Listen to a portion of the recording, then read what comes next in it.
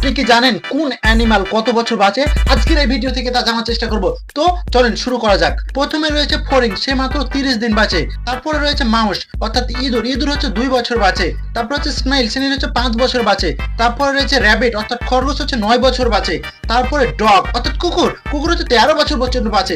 তারপরে lion, lion হচ্ছে 15 বছর পর্যন্ত বাঁচে। সিংহ, তারপরে হচ্ছে ক্যাঙ্গারু, ক্যাঙ্গারু হচ্ছে 23 বছর পর্যন্ত বাঁচে। তারপরে হচ্ছে জিরাফ, জিরাফ হচ্ছে 25 বছর পর্যন্ত বাঁচে।